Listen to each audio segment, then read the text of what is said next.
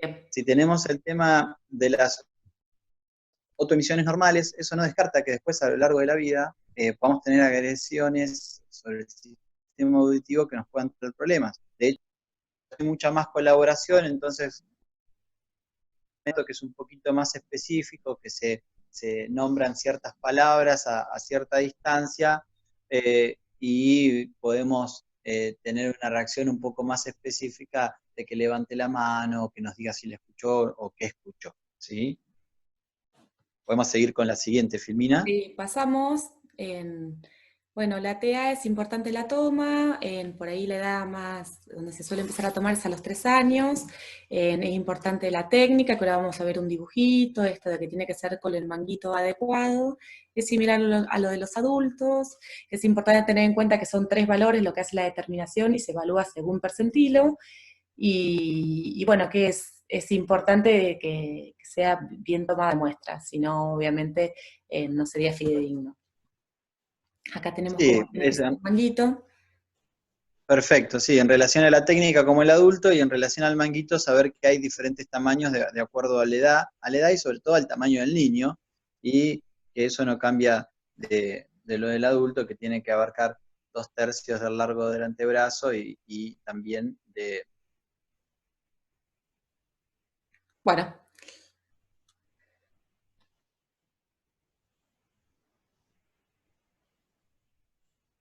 ahí de lo que es salud vocal, por ahí es importante, esto la importancia, bueno, la lactancia materna, todo lo que sea reforzar todo el tiempo hábitos de alimentación y cepillado, y la consulta odontológica oportuna, igual obviamente desde el control de salud, evaluar algunas cuestiones de la masticación, esto de eliminar el chupete y el biberón, y ver la erupción de los molares, la deglución, etc. ¿Algo más, José? Ahí te perdí Y en hoy este momento. charlábamos de que la erupción, a ver que tenemos la erupción definitiva, comienza entre los 5 y los 6 años con el primer molar definitivo. Es importante identificarlo porque no aparece sin que se caiga otro diente, en realidad, y es una oportunidad para reforzar hábitos, por hacer la consulta odontológica que puede sellar ese primer molar y evitar una carie por 2 años, porque una carie en este diente lo va a determinar que incluso pueda perder la pieza dentaria, que es la única que va a tener. Bien. De aspectos comunicacionales, bueno, hay ciertas cuestiones que nos van a hacer como así, que son como alarma, esto de que no pueda responder al nombre, que no tenga la intención comunicativa, ya sea por la ausencia de gestos, balbuceos, o que sus gestos sean automáticos, repetitivos y que siempre sean los mismos, que no haya comunicación de la manera que sea para los 12 años, esto de que no haya emisión de las palabras a los 18 o frases a los 24 meses, es un llamado de atención. Lo mismo que si no pone el acento en los ojos y si mira la boca o le cuesta mirar a las caras, también, y esta es la ausencia de interés. Hay niños que por ahí se identifican más con los adultos, de que tienden a un juego más solitario, y todas estas cuestiones por sí solas no significan absolutamente nada, sino que hay que verlos desde una manera integral y en un contexto claro. Pero sí, ninguno de los que toman esto están... pueden hacer un diagnóstico de condición del espectro autista o de lo que sea, en absoluto, guarda con las palabras, pero sí por ahí que requieren algún tipo de evaluación o un seguimiento más estrecho en aspectos del desarrollo. Lo mismo que a nivel del comportamiento, que el juego sea deficiente, que no sea un juego productivo, que siempre sea el mismo, ya sea que golpee siempre el mismo objeto, que haya intolerancia a los cambios de rutina, que no se interese obviamente por los chicos de su misma edad, como lo dijimos, uso inapropiado de los objetos, esas cuestiones hacen un llamado de atención para evaluar esto, los desafíos del desarrollo, que son muy frecuentes y lo más común es que se den cuenta los padres, y cuando se lo comentan a los pediatras o a los médicos que hacen los controles, ellos no lo pueden ver porque muchas veces en el control de salud no se juega, y hay que detenerse un poco a buscar, a ver cómo manipula y cómo es el niño sin ningún estímulo.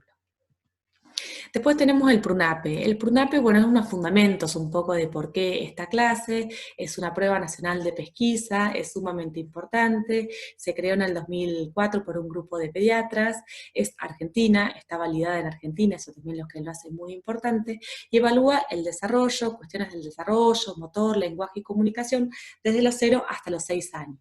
¿Por qué es importante la pesquisa? Porque nosotros nos valemos de la neuroplasticidad en el niño, principalmente antes de los 5 años. Entonces, si yo no hago un despistaje acorde, yo estoy condenando, perdón por la palabra, a ese chico a que tenga dificultades vinculares o dificultades escolares, promuevo la deserción escolar, promuevo lo que es el circuito, pobreza, exclusión por falta de educación y esas cuestiones. Por eso es tan importante. Se estila de que se lo haga dentro de los primeros años por lo menos una vez. Es muy sencilla, se hacen un par de pruebas, ahí van a tener después una laminilla donde las dice, y hay un baremo, hay algo que si lo hace hasta tal edad o a tal edad significa que está dentro de lo normal, y si no, se lo espera un poquito y ver qué pasa si no está en esa pauta establecida para la edad determinada. Tiene un valor predictivo alto, más del 90%, una sensibilidad del 80% y una especificidad también bien alta, lo que hace que es una prueba sumamente recomendable. Después, como para tener en cuenta el PRUNAPE, es que, bueno, se hicieron varios, se hizo un estudio del PRUNAPE, y lo que más se evaluó era que la mayoría, el 60%, tenían trastornos globales del desarrollo, un porcentaje también alto de trastornos generalizados del desarrollo, y también se vieron con mucha frecuencia trastornos en el lenguaje. Por eso, y déficit de atención. Por eso es tan importante la pesquisa, y tenemos que considerar que previo al PRUNAP y a todo esto de que se haya cada vez mayor pesquisa en cuestiones del desarrollo, se veía que el 50% de los problemas del desarrollo pasaban desapercibidos, por lo menos para los médicos. Seguramente los padres debían ver algo. Acá, bueno, algo de lo que ya dijimos, y acá vemos una tabla que ya es muy conocida, después la van a tener dentro de la bibliografía, que se va a ver un poquito más, donde se ven las diferentes pautas y la edad esperable para cada una de ellas. Después, con respecto a lo que es salud escolar es una etapa donde en general los controles de salud se van perdiendo, está esto de las vacunas, donde la gente está pendiente de la libreta de vacunas y después otras cosas se van perdiendo.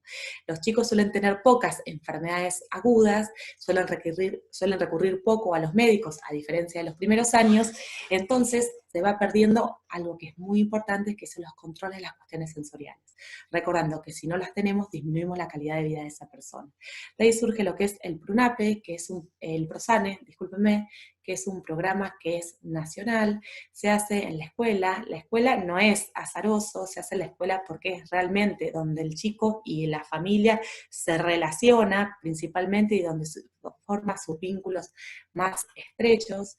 Ahí lo que se intenta hacer es que los médicos de las salas se acerquen, se haga primero que, bueno, que tengan los padres consentimiento de que se le va a hacer una pesquisa a sus hijos, se le intenta hacer una charla informativa, y después en cada encuentro del PROSANE se intenta llenar un formulario que habla de los antecedentes familiares y de los controles, como ya hemos visto, salud bucal, en despistaje visual, despistaje audiológico, cuestiones del lenguaje, en cuestiones de inmunizaciones y el examen físico completo, pero también tiene un apartado especial donde habla, y eso es por ahí lo innovador, de cómo está el niño en la escuela, si hay alguna dificultad en la escuela o si hay algo que llame la atención y si hay dificultades dentro de los aspectos comunicacionales, sociales y del lenguaje. Es de facilísima aplicación y obviamente hace de que, porque sea intermedio de la escuela, llegue a todos. Bueno, ya ahí pasamos concretamente a cuestiones de los tamizajes de visión de 6 a 12 años. Ahí lo más importante es la agudeza visual. Por ahí, José, si querés ampliar. Sí, a ver, ya con un niño de 6 años, la colaboración para evaluar la visión es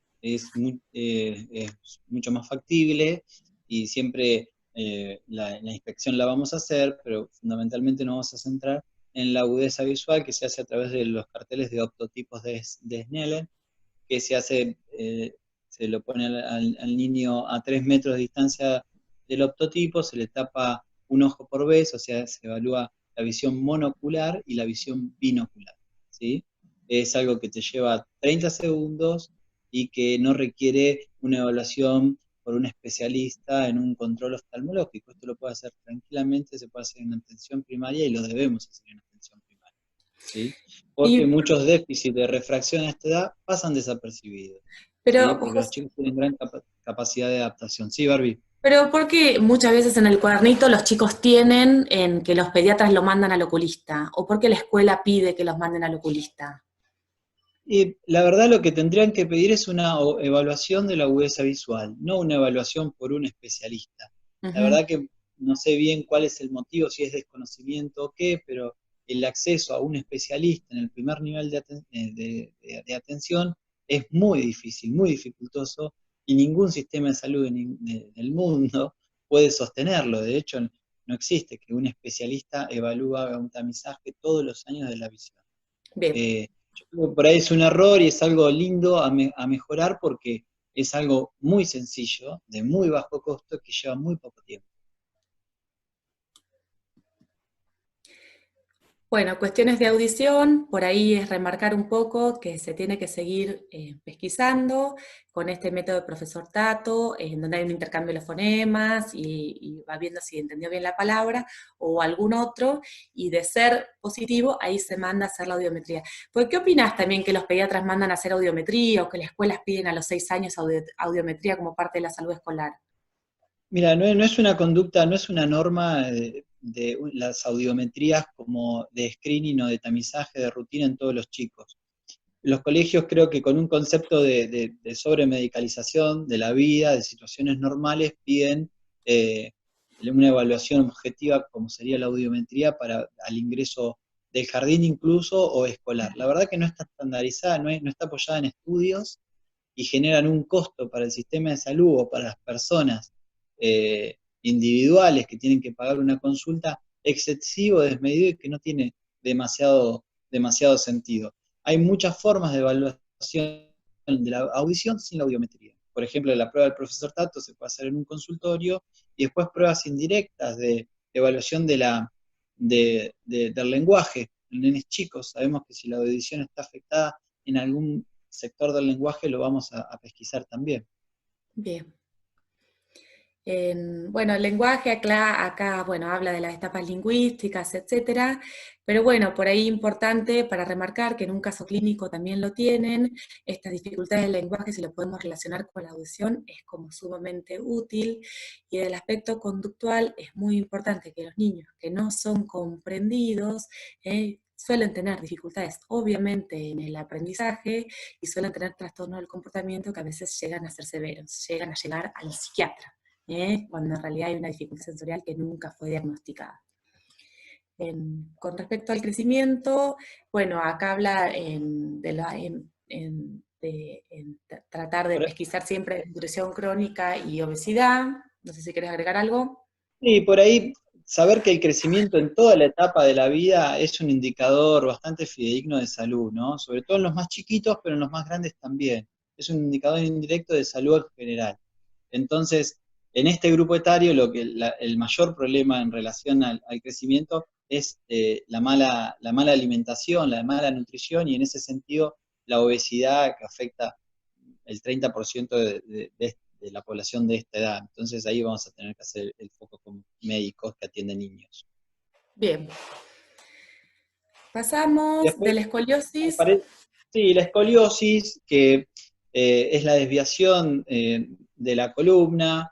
Hay una prueba que se puede hacer de pesquisa, que es la prueba de Adams. Se le pide al paciente que se agache, se incline hacia adelante, con las dos manos hacia adelante, y nosotros observamos desde atrás y aparece una jiba lateral a la columna que nos estaría indicando una desviación de la columna. Está discutido si tiene validez hacerlo como prueba de tamizaje, porque en realidad las desviaciones leves, que son las que pasan desapercibidas en un examen físico común, no tienen un tratamiento específico. Sí, estar atentos en la etapa del pico de empuje puberal, porque es cuando se puede empeorar, pero las escoliosis muy severas se ven a simple vista, que son las que realmente requieren tratamiento, pero es una maniobra que no lleva nada a hacerla. 10 segundos. Bien. Bueno, por ahí en este tema da para hablar mucho, pero no lo vamos a hablar tanto en esta unidad por lo menos, que lo que tiene que ver con la prevención de accidentes, que tiene que estar siempre en direcciones y cuestiones del fracaso escolar, que indirectamente se hablaron. Del control del adolescente, obviamente hay mucho para decir, en la bibliografía amplía un montón. Nosotros por ahí queremos dejar esto, que es la regla HETS, que queda como una ayuda a memoria de cuestiones que tenemos que ver para la consulta, recordando todos los derechos que tiene el adolescente en su consulta, tratar de ordenarnos un poco, es muy importante ver el aspecto ambiental, ¿sí? Ver la cuestión de los padres, el familigrama, las cuestiones de la escolaridad, cuál es el rendimiento, si hubo problemas de aprendizaje por los cuales está, que todavía los está atravesando, si hay problemas de conducta, si hay planes, si hay planes, si tiene ideas de lo que va a ser sumamente importante, qué hace en su tiempo libre, qué le gusta hacer, si conoce esto de las emociones, qué hace sus compañeros, si consumen o no sustancias, etcétera, si las consiguen, se pregunta en dónde y con qué, sin vergüenza y sin tapujos, cuestiones de la actividad sexual, así, cómo se cuida, etcétera, etcétera, número de parejas, relaciones consentidas, etcétera, y cuestiones de seguridad, no nos podemos olvidar que la primera causa de muerte en los adolescentes es los accidentes automovilísticos y segunda causa de muerte es los suicidios.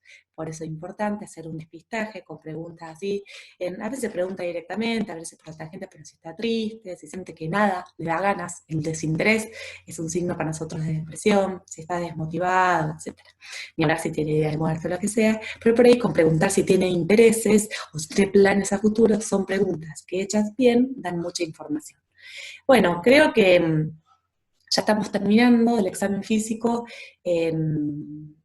por ahí del control de la TA, hay algunas cuestiones que son más controvertidas y ahí le doy un poquito la palabra a José.